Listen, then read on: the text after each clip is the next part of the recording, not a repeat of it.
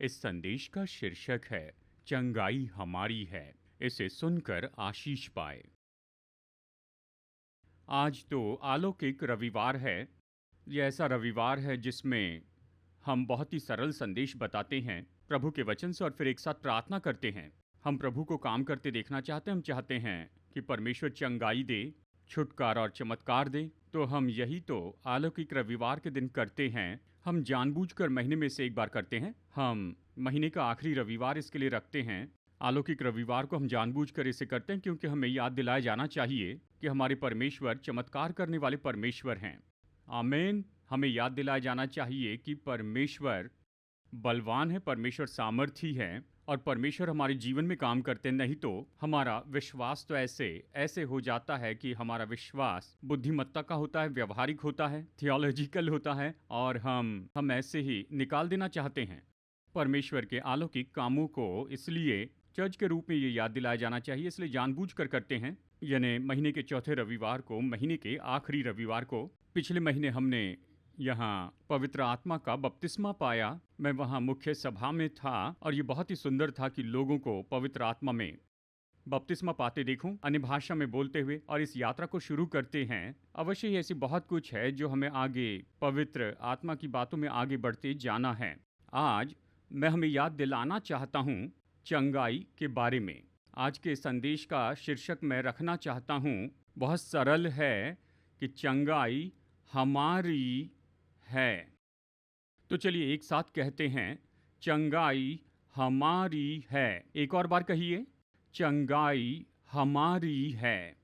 मैं सच में आपको प्रोत्साहित करना चाहता हूं इस बारे में अवश्य ही वचनों में से, ताकि हम अपने विश्वास में बल पाए। बाइबल हमें बताती है कि विश्वास आता है सुनने से और परमेश्वर का वचन सुनने से। जैसे हम परमेश्वर का वचन सुनते हैं, हमारे हृदय में विश्वास बढ़ता है, विश्वास उभरता है और विश्वास वो हाथ है जो बढ़कर परमेश्वर से प्राप्त करता है। स्वाभाविक और शारीरिक में परमेश्वर ने लेने के लिए हमें हाथ दिए हैं, लेकिन विश्वास ऐसे ही आत्मिक में विश्वास वो हाथ है जो परमेश्वर के पास पहुंचकर प्राप्त करता है। आमीन। तो हम यहाँ पर खुद को प्रोत्साहित करना चाहते हैं इन बातों पर और अवश्य हम प्रार्थना करेंगे, एक दूसरे के लिए प्रार्थना करेंगे। आज सुबह यहाँ प्रार्थना करेंगे उन लोगों के लिए भी जो शायद यहाँ नहीं हो, और अपेक्षा करें कि प्रभु उन्हें चंगाई दे और उन्हें छू ले और उनकी सेवकाई करे। तो जैसे परमेश्वर का वचन आपके सामने खोला जाता है, आपके हृदय में विश्वास बढ़े, तो ये अपेक्षा आप में बढ़ते जाए। यदि आपको शारीरिक चंगाई की जरूरत है, आपके शरीर में या मन में आपकी जरूरत है कि प्रभु आपको छू ले, तो ये अपेक्षा कीजिए। आमीन। जैसे वचन बताया जाता है, क्योंकि परमेश्वर अपने वचन को देखता है कि उसे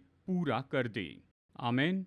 परमेश्वर अपने वचन को देखते रहते हैं। तो जब परमेश्वर का वचन बोला जाता है तो स्वर्ग के परमेश्वर उस वचन को देखते हैं, कहते हैं मैं तैयार हूं कि हमारे जीवन में इसे पूरा कर दें। तो ऐसा क्यों है कि हम कह सकते हैं, शाश्वती दे सकते हैं कि चंगाई तो हमारी ही है। और हम सबको ऐसी जगह पर होना चाहिए कि वहां पर संदेह के लिए कोई जगह ना हो, कोई छाया ना हो और एक भी सवाल ना हो कि क्या चंगाई आपके लिए है। सर्वशक्तिमान परमेश्वर ने चंगाई का प्रयोजन आपके लिए किया है। किस आधार पर हम ये कह सकते हैं? तो चलिए मैं जल्दी से 5 कारण बताता हूँ कि हम ऐसा क्यों शुरू करते हैं। तो गिनती शुरू करते हैं। नंबर 1, हम ये कहते हैं कि चंगाई हमारी, इसके पीछे कारण ये है, ये इसलिए क्योंकि परमेश्वर ही सारी दया के पिता हैं।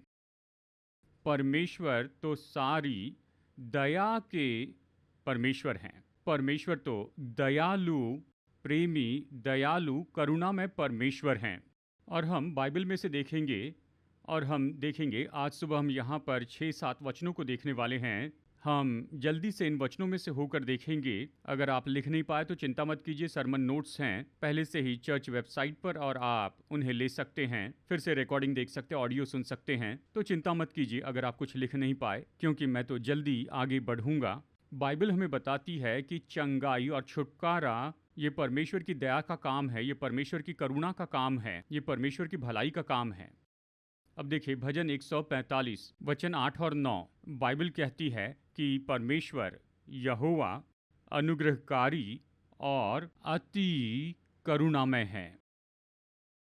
परमेश्वर अनुग्रहकारी है, वो भरा है, उमड़ रहा है, वो अति करुणामय है, दयालु, विलंब से क्रोध करने वाला और अति करुणामय है। यहोवा सबों के लिए भला है। वचन 9 देखिए, यहोवा सबों के लिए भला है और उसकी दया उसकी सारी सृष्टि पर है। यहोवा सबों के लिए भला है। आप भी जुड़े हैं इस सबों शब्द में। आमीन। बस छोटा शब्द है सब, पर आप उसमें जुड़े हैं। यहोवा सबों के लिए भला है और उसकी दया उसकी सारी सृष्टि पर है। तो आप उसमें भी शामिल हैं। परमेश्वर की भलाई आपके जीवन पर है और परमेश्वर की दया आपके जीवन पर है। हम सभी जो यहाँ पर बैठे हैं और अचानक कोई अजनबी सड़क पर से आ जाता है, हमें सवाल पूछने की ज़रूरत नहीं, क्या परमेश्वर इस व्यक्ति के लिए भले हैं? आपको प्रभु की दया के बारे में सवाल नहीं पूछना है, क्योंकि बाइबल कहती है परमेश्वर सबों के लिए भला है और ये कहता है और उसकी दया उसकी सारी सृष्टि पर है।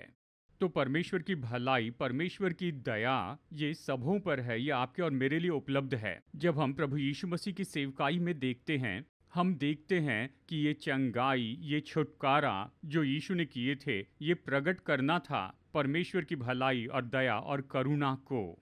चलिए मैं कुछ उदाहरण बताता हूँ। मरकुस अध्याय 1 में यीशु वहाँ सेवकाई कर रहे थे। खैर मत्ती 14:14 ये कहता है, जब उसने एक बड़ी भीड़ देखी और उन पर तरस खाया और उन्हें चंगा किया। उसने उन पर तरस खाया और उन्हें चंगा किया। उसके तरस के कारण उसने लोगों को चंगाई दी, शारीरिक रूप में उन्हें आज़ाद किया उनकी बीमारी से और उनके रोगों से। बाइबल कहती है सब बीमारों को चंगा किया। जब कोढ़ी यीशु के पास में आए, मरकुस 1 में बाइबल कहती है कि यीशु ने उसे छुआ, यीशु ने उस पर तरस खाकर उसे छुआ। तो कोढ़ी की चंगाई ये करुणा का काम था। उसने इसे किया क्योंकि वो करुणा में थे।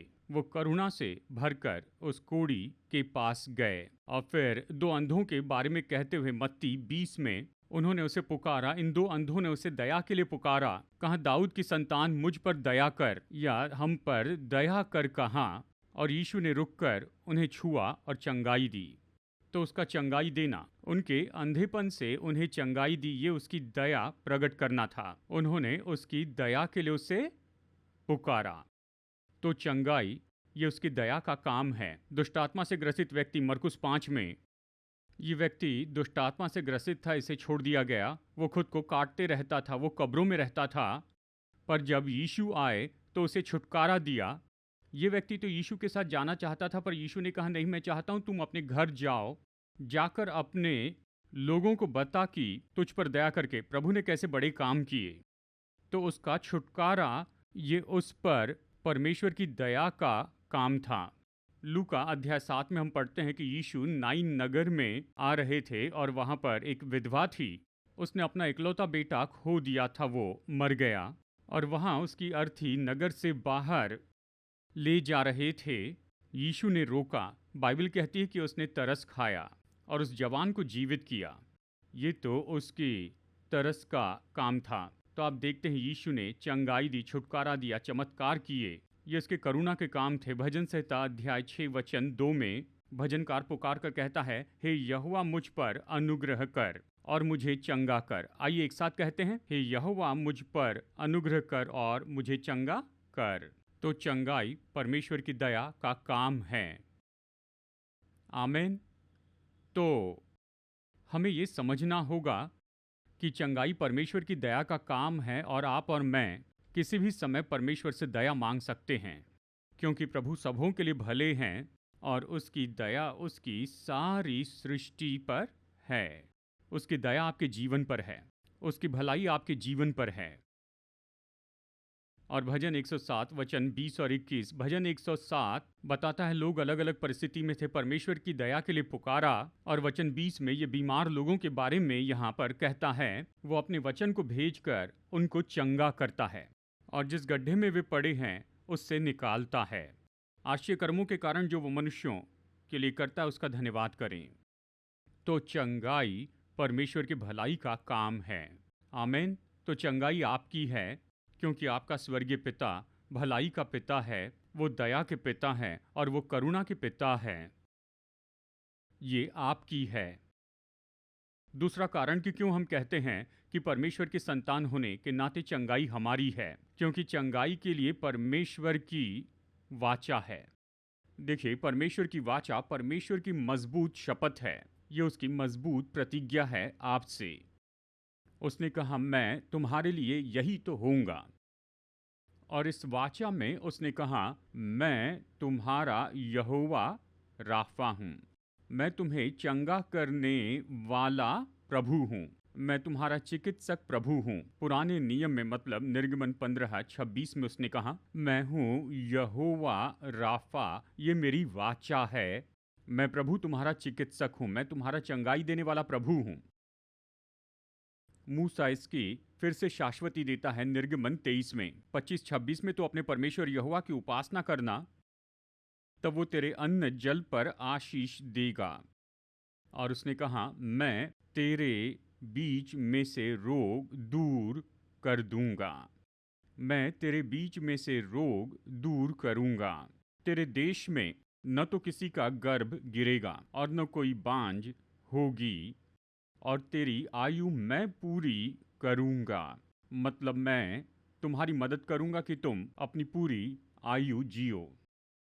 आमीन। ये उसकी वाचा है, उसकी प्रतिज्ञा है। उसने कहा, वाचा बनाने वाले, प्रतिज्ञा पूरी करने वाले परमेश्वर के रूप में कहते हैं, मैं तुम्हारा चिकित्सक हूँ और मैं यही तो करूंगा। तुम जो भोजन करते हो उसे मैं आशीष दूंगा। मैं तुम्हारे मध्य में से बीमारी दूर करूंगा। कोई बांझ नहीं होगा, किसी का गर्भपात नहीं होगा, और मैं निश्चित करूंगा कि तुम पूरी आयु जियो, पूरा जीवन। ये मेरे और आपके साथ की उसकी वाचा का भाग है।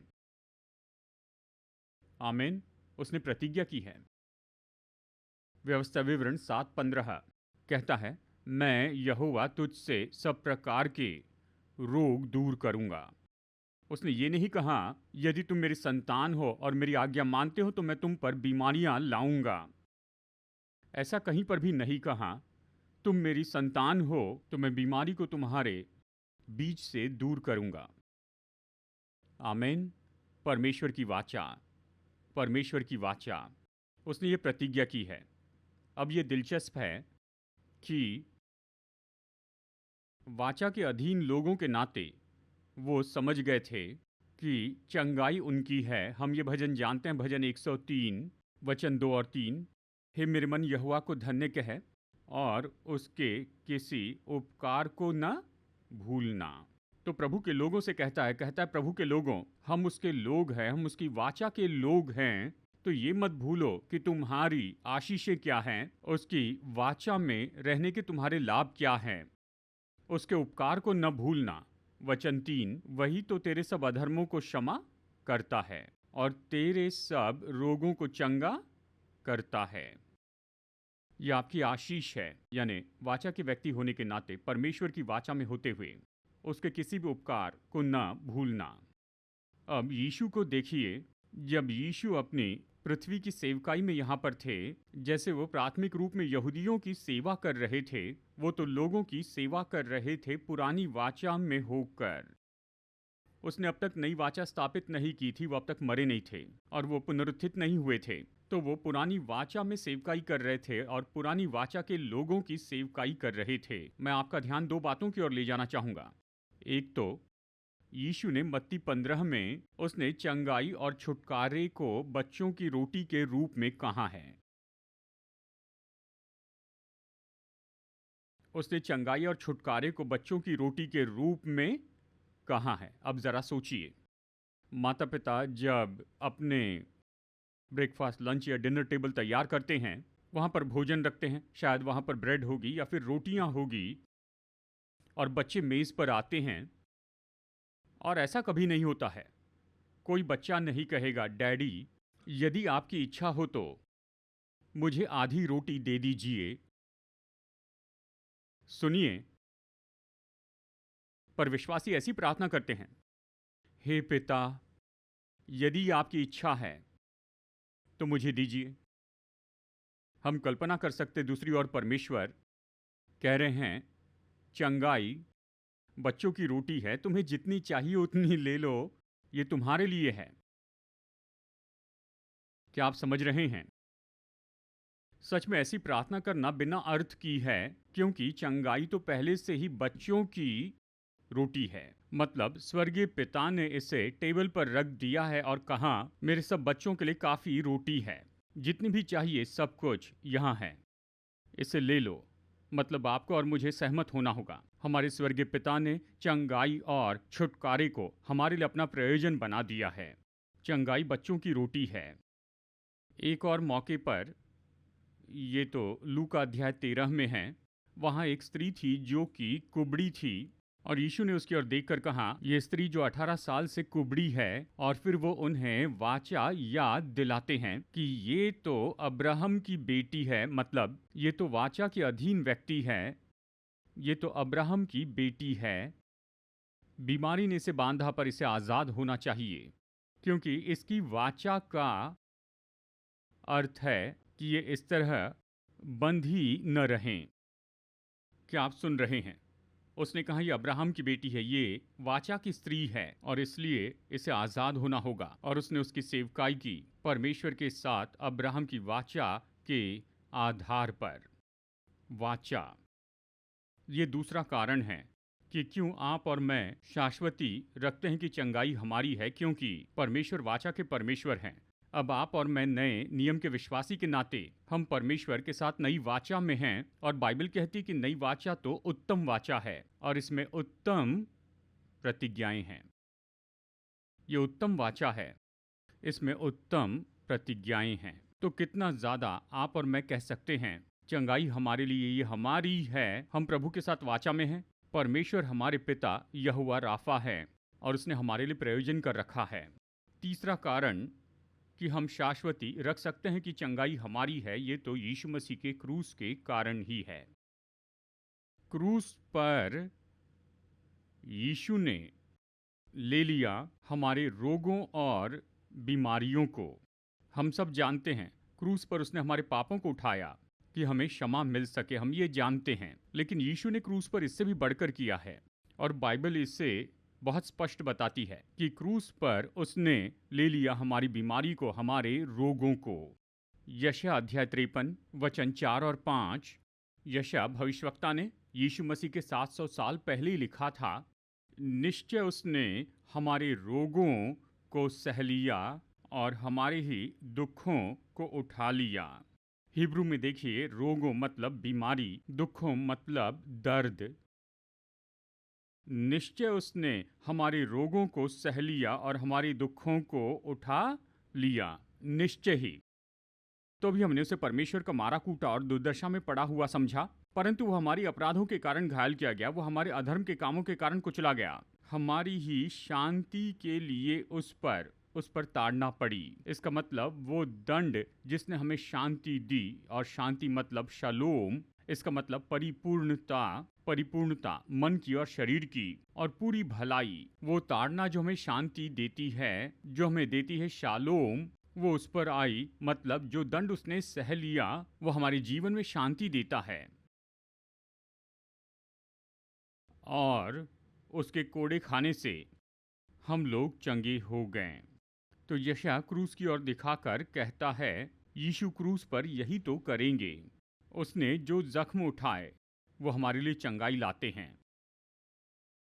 अब कुछ लोग बहस करते हैं, क्या चंगाई सच में प्रायश्चित में है? खैर, नए नियम में देखिए, मत्ती अध्याय 8 में वचन 16 और 17 में जैसे यीशु लोगों की सेवकाई कर रहे थे, मत्ती ये लिखता है, पवित्र आत्मा की प्रेरणा से कहता है कि जब संध्या हुई तब वो उसके पास सभी बीमारों और दुष्टात्माओं से ग्रसित लोगों को लाए। यीशु ने उन्हें चंगाई दी और दुष्टात्माओं को अपने वचन से निकाला। वचन 17, ताकि जो वचन यशायाह भविष्यवक्ता के द्वारा कहा गया था वो पूरा हो।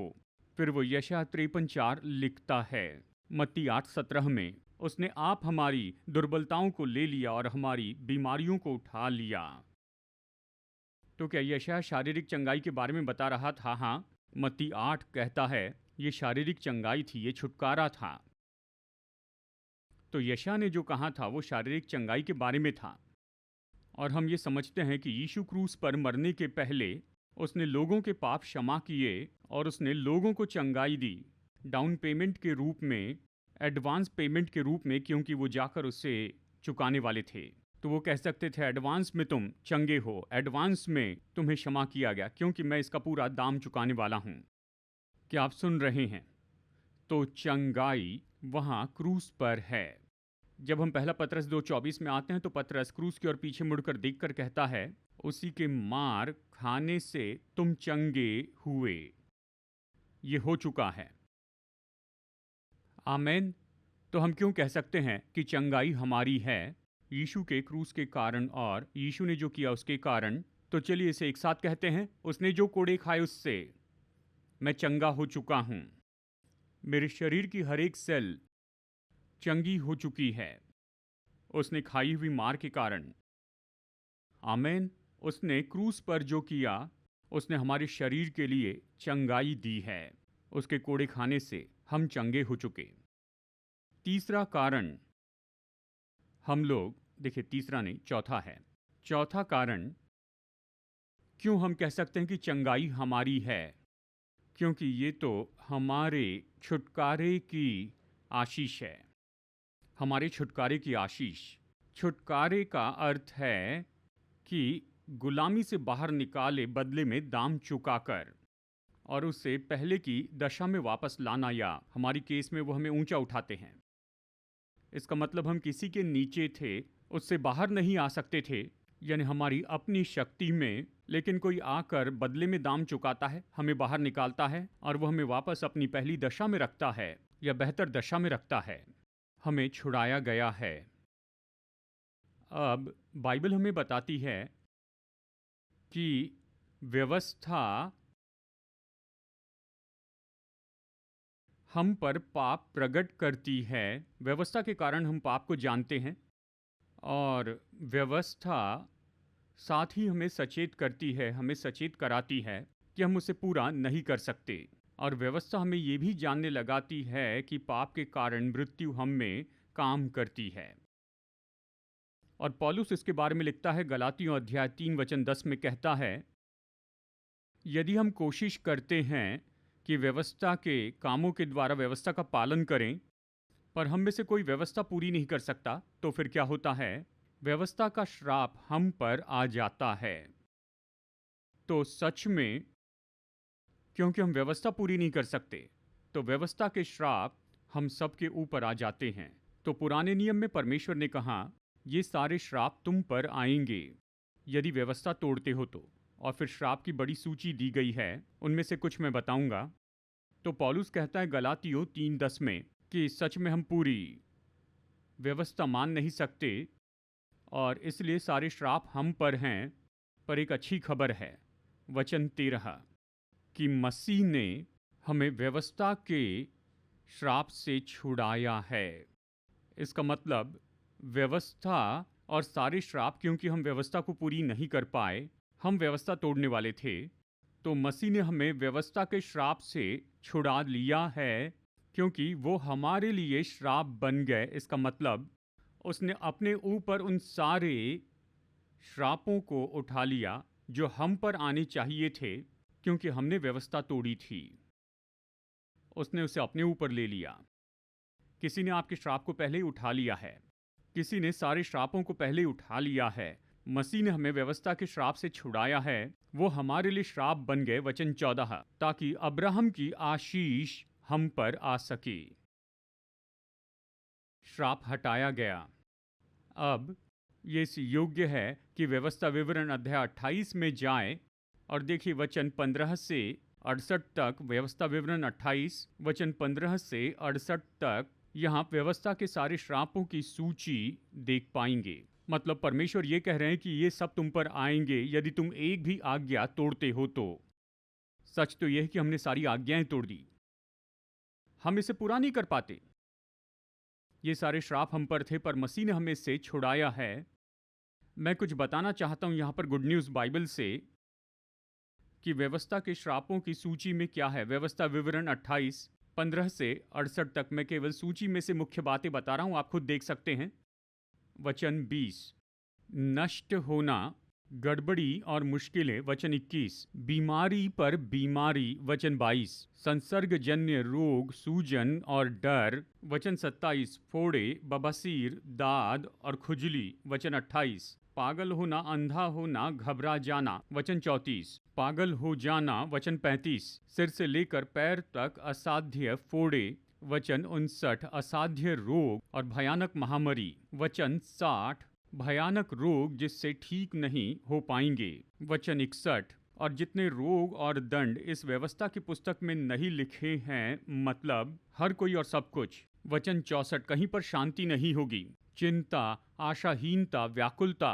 फिर वचन 66, डर से भरा हुआ और हमेशा मृत्यु के डर में जिएगा वचन 67, कि मन में हमेशा डर भरा रहेगा। ये सारी बातें तो श्राप में हैं, और बाइबल कहती है मसीह ने हमें इन सब से छुड़ा लिया है। क्या आप खुश हैं? क्या आप विश्वास करते हैं?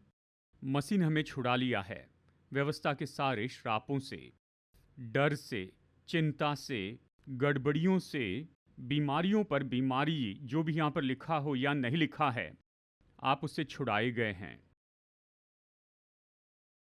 मसीह ने हमें छुटकारा दिया है व्यवस्था के श्राप से, और आप और मैं विश्वासी के नाते हमारे हृदय में हमें सहमत होना चाहिए।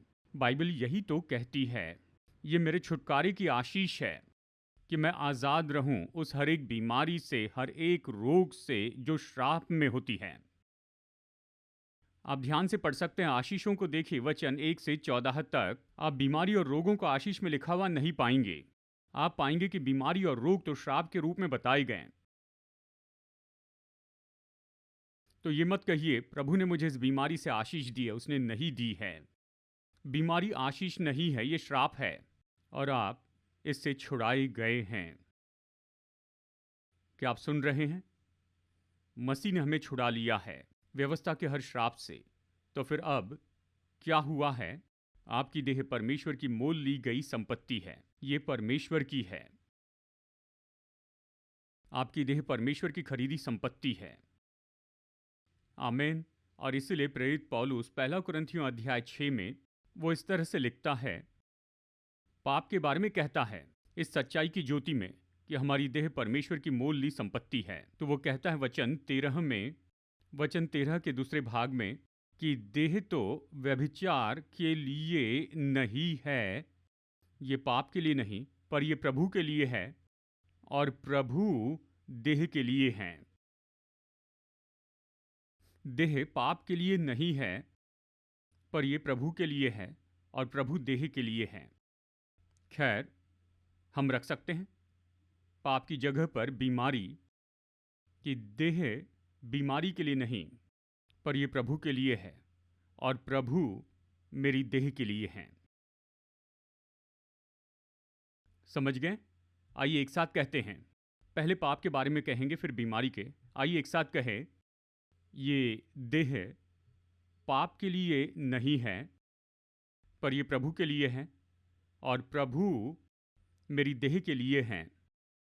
बीमारी के लिए भी यही बात है, मेरी देह बीमारी के लिए नहीं है, पर ये प्रभु के लिए है, और प्रभु जो मेरे चंगाई दाता है, मेरी देह के लिए हैं। आमीन। आपकी देह प्रभु के लिए और प्रभु आपकी देह के लिए हैं। आपकी देह परमेश्वर की है, और वो यहोवा राफा हैं, और वो तो आपकी देह के लिए हैं। वो आपकी देह में दिलचस्पी लेते हैं। उसने बड़ा दाम देकर इसे मोल लिया है, और वो आपकी देह के लिए यहोवा राफा हैं। और अंत में मैंने पहले इन बातों को बताया, प्रेरित पौलुस यीशु के जीवन के बारे में बताता है जो हमारी देह में प्रकट हुआ है। आमीन। ये 2 कुरिन्थियों 4, 10 और 11 है। वो कहता है यीशु का जीवन मेरी देह में प्रकट हुआ है। हम जीवन में इन बातों से होकर जाते हैं। हमें सताया जाता है, मारा जाता है, हमारे शरीर पर मारते हैं, हम बीमारी और रोगों का सामना करते हैं क्योंकि ये संसार में हैं। कुछ लोग एक्सीडेंट का सामना करते हैं, तो कुछ सारी बातों का हमारे शरीर पर ताड़ना पड़ती है, पर इन सब में यीशु का जीवन प्रकट होता है हमारी देह में। आमीन। तो कहिए, यीशु का जीवन मेरी देह में प्रकट होता है।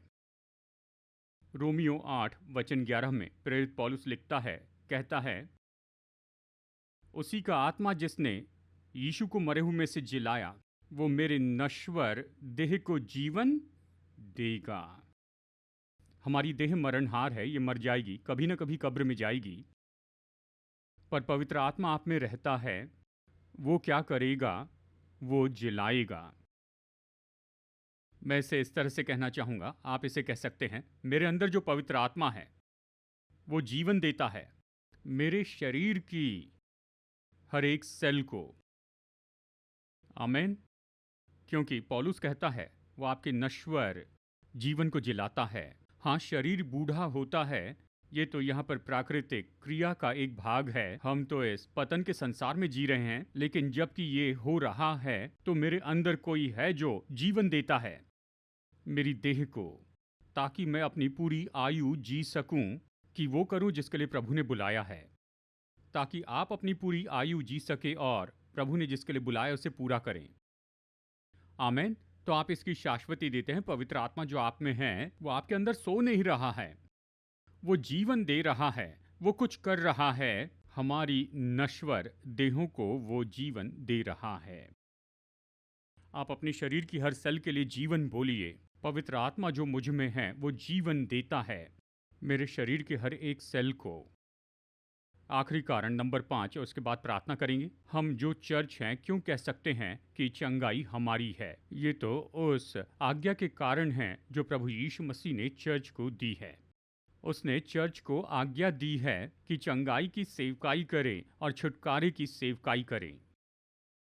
हम ये समझते हैं कि परमेश्वर यहोवा राफा है, वो हमारे चंगाई दाता हैं, उसने हमें छुड़ाया है। और हम ये समझते हैं कि संसार में पाप और बीमारियां हैं, और हम ये भी समझते हैं कि कुछ केसेस में ऐसी आत्माएं जो कमजोरी लाती हैं, और आत्माएं हमारे शारीरिक देह को सताती हैं, और दुष्ट आत्मा की ताकतें जो हमारे मन को परेशान करती है, डराती है, गड़बड़ी लाती हैं, निराशा लाकर सताती हैं। हम जानते हैं हम पतन के संसार में जी रहे हैं, लेकिन इस पतन के संसार में यीशु ने हमें यह अधिकार दिया है, उसने हमें सामर्थ्य दी है कि उसने जो काम किए हम वही करें।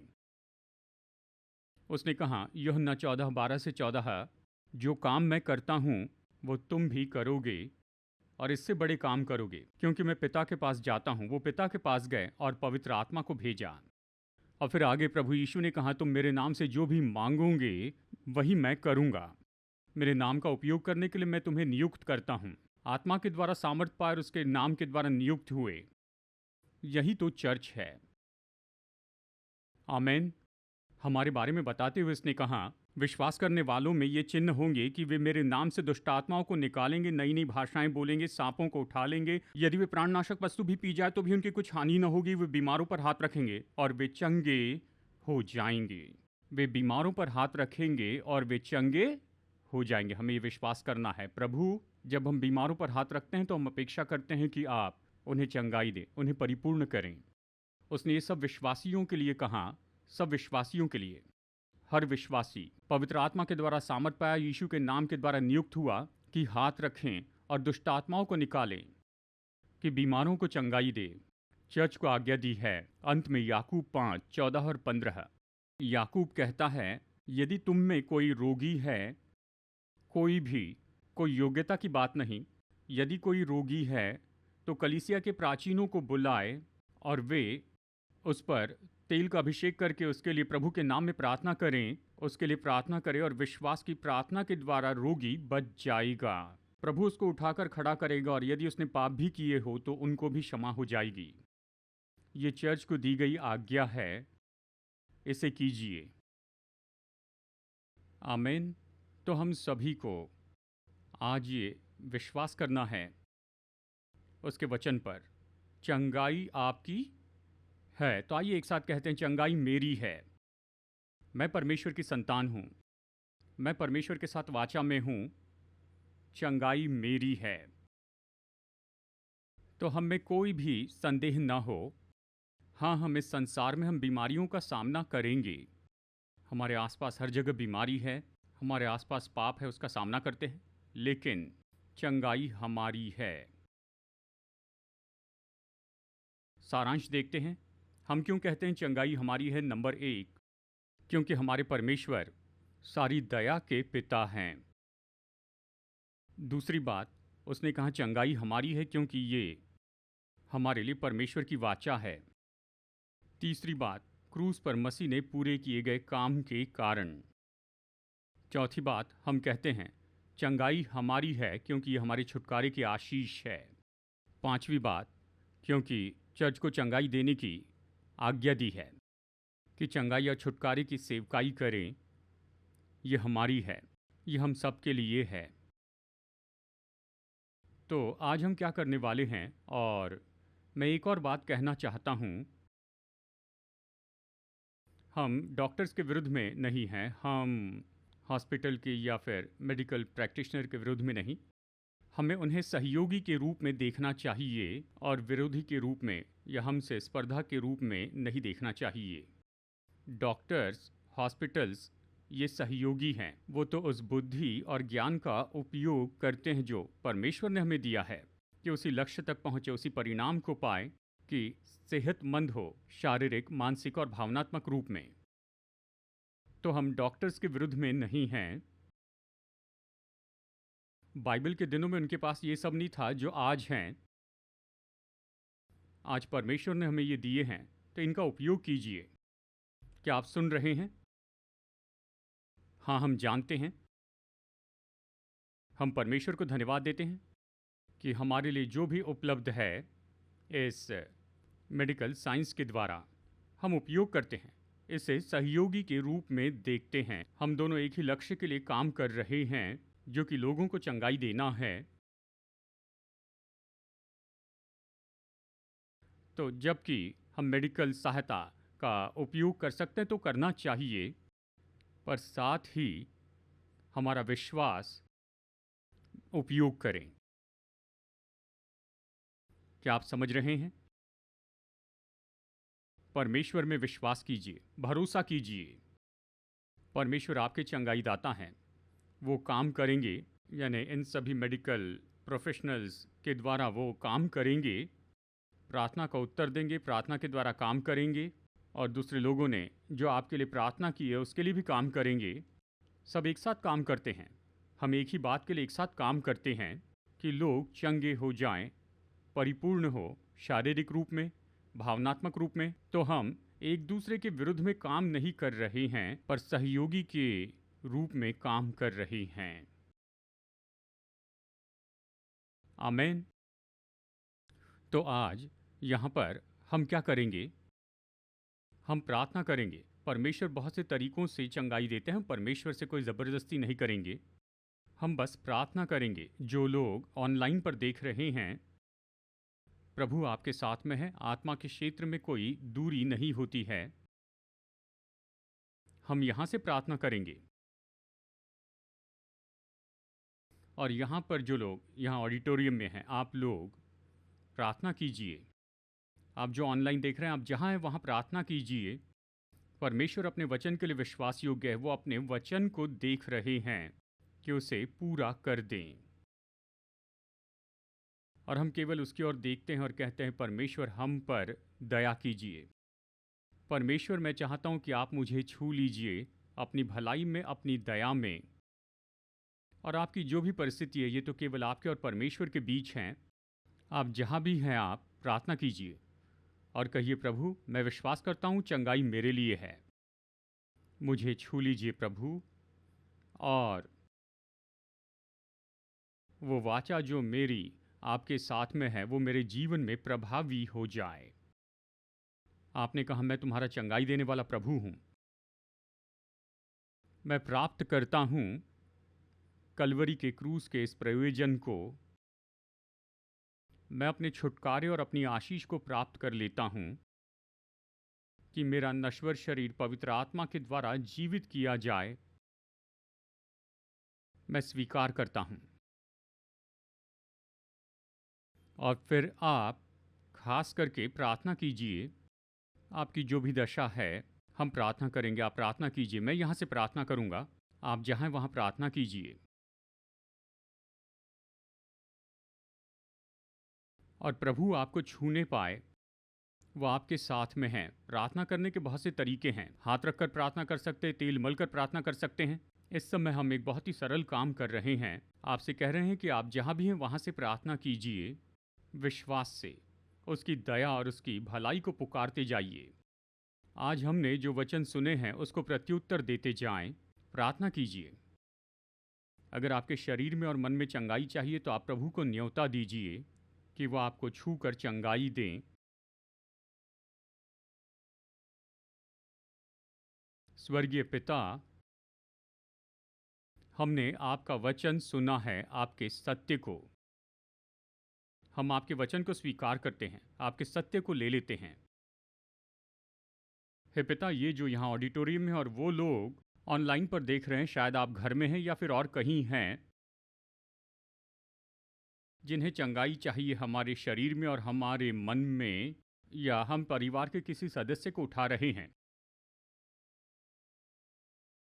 पिता, आपके पुत्र यीशु मसीह के नाम में प्रार्थना करते हैं कि चंगाई होने लग जाए और हर एक बीमारी और हर एक रोग हमारे शरीर से निकाल दिए जाएं आपके वचन के अनुसार, क्योंकि आपने कहा है, मैं तुम्हारे मध्य में से बीमारी दूर करूंगा। आपने कहा है कि मैं ऐसा परमेश्वर हूं जो तुम्हें चंगाई देता हूं। तो ऐसे परमेश्वर होइए जिन्हें चंगाई चाहिए, जिनके नाम यहाँ पर उठाए जा रहे हैं, चाहे वो जहाँ भी हो, जो जहाँ से भी ऑनलाइन पर देख रहे हैं। पवित्र आत्मा छूकर चंगाई दीजिए। अभी इस समय हमारे जीवन में हमारे शरीर की हर एक सेल को जीवन दीजिए। उन हड्डियों को जीवन दीजिए जो टूट चुकी है या जिन्हें चोट पहुंची है, जीवन दीजिए। उन नाक को जिसे चोट पहुंची है, ऐसे टिश्यू को जीवन दीजिए जिन्हें चोट पहुंची है।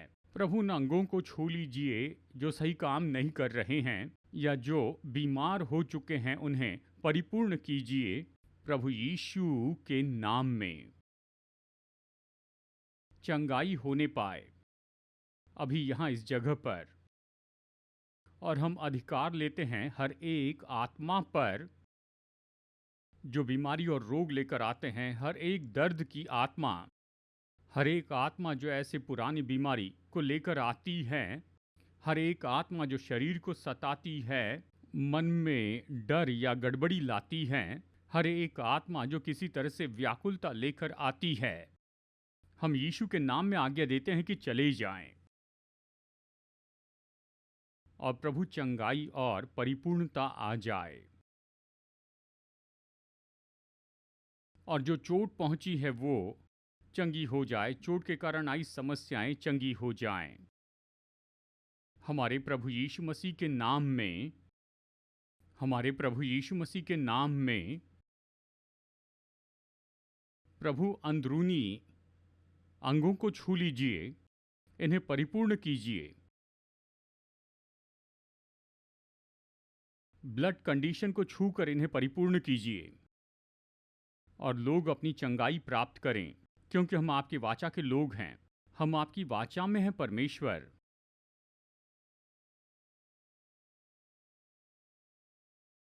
परमेश्वर, आपका वचन कहता है कि पवित्र आत्मा हमारी नश्वर देहों को जीवन देगा।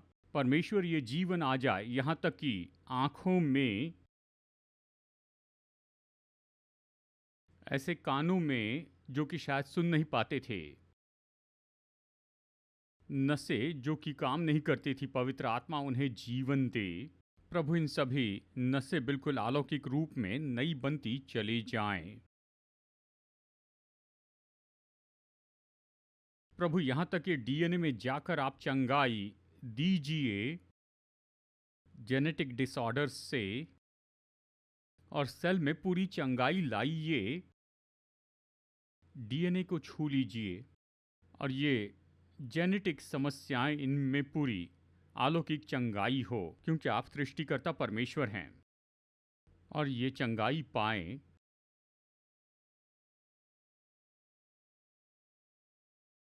केमिकल इम्बैलेंसेस ये सारी बातें जो ऊपर हो गई वो सब नॉर्मल हो जाएं। यीशु मसीह के नाम में डायबिटिक कंडीशंस, इनमें ये पूरी चंगाई प्राप्त करें प्रभु। जो मनुष्य के लिए असंभव है वो परमेश्वर के लिए संभव है, क्योंकि आप चंगाई दाता हैं। धन्यवाद देते हैं पिता, धन्यवाद, धन्यवाद प्रभु यीशु।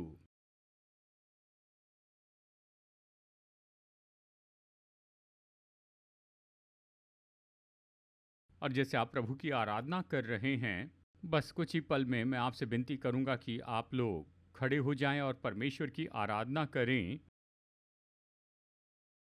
और भी कुछ बातें हैं,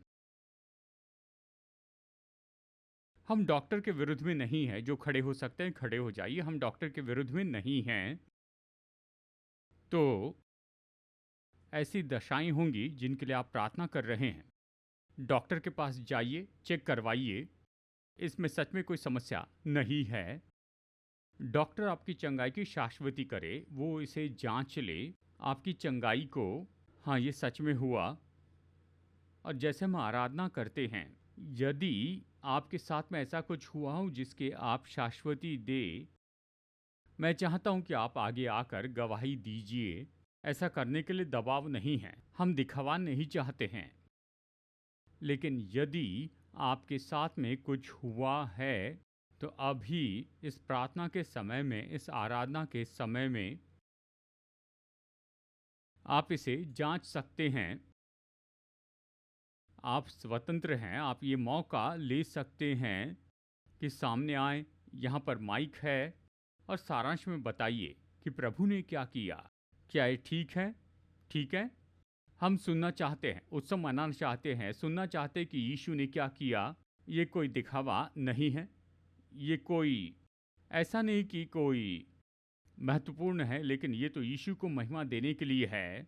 तो यदि आपके साथ में यहाँ पर कुछ हुआ है, यानी यहाँ पर वचन या आराधना या फिर प्रार्थना के समय में यदि कोई चंगाई हुई है जिसकी आप शाश्वती दें, तो मैं प्रोत्साहित करता हूँ कि सामने आएँ और गवाही दीजिए, या घर जाकर डॉक्टर के पास से चेक करवाइए, गवाही दीजिए, ईमेल भेजिए, बताइए प्रभु ने ऐसा किया है।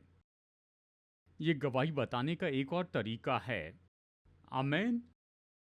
ठीक है, हम जल्दी ही सभा खत्म करेंगे। अब मैं बस ये न्योता देना चाहता हूँ कि यहाँ पर ऐसे कुछ लोग होंगे, आप आए हैं, शायद आपके मित्र ने आपको आने का न्योता दिया होगा, आज सुबह आप यहाँ पर हैं। सबसे महान चमत्कार जो आपके साथ हो सकता है, ये आपकी आत्मा का उद्धार है। हम सभी को उद्धारक की ज़रूरत है। यीशु ने इस तरह से कहा, मनुष्य को क्या लाभ होगा यदि वो सारे संसार को पाए परंतु अपनी आत्मा को खो दे। तो इससे क्या लाभ होगा, क्योंकि पृथ्वी पर हमारा जीवन बहुत छोटा है, शायद 100 साल या फिर कम, नहीं जानते। पृथ्वी पर हमारा जीवन छोटा है, लेकिन अनंत काल है। आप अनंत काल के व्यक्ति हैं। देखिए, अनंत काल है जिसे हम बिताएंगे एक तो स्वर्ग में परमेश्वर के साथ, उसने पहले ये योजना बनाई है, या फिर हम परमेश्वर से अनंत काल के लिए अलग किए जाएंगे। ऐसी जगह जाएंगे जिसे बाइबल कहती है नरक। खैर बता दूं, नरक आपके लिए तैयार नहीं किया गया था, वो आपके लिए नहीं बनाया था, वो आपके लिए नहीं बनाया गया। लेकिन उद्धारक के बिना, उसके बिना जो हमें हमारे पापों से बचा सकता है, वहीं पर तो आखिरकार हम पहुंचते हैं। परमेश्वर का धन्यवाद हो। बाइबल कहती है कि पाप की मजदूरी तो मृत्यु है, लेकिन परमेश्वर का वरदान तो अनंत जीवन है। यीशु मसीह के द्वारा परमेश्वर हमें वरदान देते हैं, मुफ्त का वरदान हर एक को, और वो तो यीशु मसीह के द्वारा अनंत जीवन है। अगर आपने व्यक्तिगत रीति से ये उपहार नहीं पाया है, तो ये आपका समय है। जो ऑनलाइन देख रहे हैं, यदि कोई ऐसा है तो ये आपका पल है। यदि आप निश्चित नहीं है कि आपने कहा है कि परमेश्वर मैं आपके अनंत जीवन के वरदान को ले लेता हूँ, जो यीशु मसीह में विश्वास के द्वारा आता है, अगर कभी ऐसा नहीं किया है तो सरल प्रार्थना में मैं अगुवाई करूंगा। ये पूरी तरह आपका चुनाव है कि इस वरदान को ले या नहीं। परमेश्वर का वरदान यीशु मसीह में अनंत जीवन है कि यीशु मसीह जिसके बारे में हमने सुना, वो क्रूस पर मरे, उसने हमारे पापों को उठा लिया, वो गाढ़े गए और फिर से जी उठे। और बाइबल बताती कि जो भी उस पर विश्वास करता है अपने पापों की क्षमा प्राप्त करता है।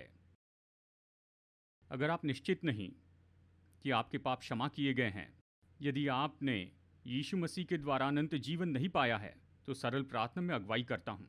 यदि जीवन में से पहली बार कभी नहीं किया तो आप मेरे साथ जुड़ सकते हैं और बस प्रभु यीशु मसीह से कहिए कि आप उसका वरदान लेते हैं, आप पापों की क्षमा प्राप्त करते हैं, अनंत जीवन का उसका उपहार ले लेते हैं कि आप उसके साथ अनंत काल के लिए संग रहें। प्रार्थना करते हैं। यदि पहले कभी नहीं की है और आज सुबह आप ये करना चाहते हैं, तो ये प्रार्थना मेरे साथ कीजिए। प्रभु यीशु मसीह, मैं एक पापी हूँ, मुझे उद्धारक की ज़रूरत है। मैं मांगता हूँ कि आप मेरे जीवन में आइए, मेरे पापों को क्षमा कीजिए, मुझे परमेश्वर की संतान बनाइए। मैं आपके वरदान को ले लेता हूँ, अनंत जीवन के वरदान को। मैं आप पर विश्वास करता हूँ और चुनाव करता हूँ कि आपके पीछे चलूँ अपने पूरे जीवन भर। यीशु के नाम में, आमीन, आमीन। यदि यहाँ कोई है जिसने पहली बार मेरे साथ ये प्रार्थना की है, हम आपके साथ आनंद मनाना चाहते हैं। बाइबल कहती है स्वर्ग में बड़ा आनंद मनाया जाता है एक व्यक्ति के लिए, केवल एक व्यक्ति के लिए जो प्रभु के राज्य में आता है। हम इस पृथ्वी पर आनंद मनाना चाहते हैं। यदि किसी ने पहली बार ये प्रार्थना की है तो आप अपना हाथ उठाइए। आप यहाँ पर अपना हाथ उठाइए। अगर पहली बार ये प्रार्थना की है, अपना हाथ उठाइए। मैं एक हाथ वहाँ पर देखता हूँ। परमेश्वर आपको आशीष दे। और कोई है, आपने पहली बार ये प्रार्थना की है और कोई है, अपने हाथ उठाइए। हमारे ग्रीटर्स अभी आपके पास में आएंगे और आपको ये पैक देंगे। एक और हाथ है वहाँ पर पीछे। परमेश्वर आपको आशीष दे, आशीष दे। क्या और कोई है?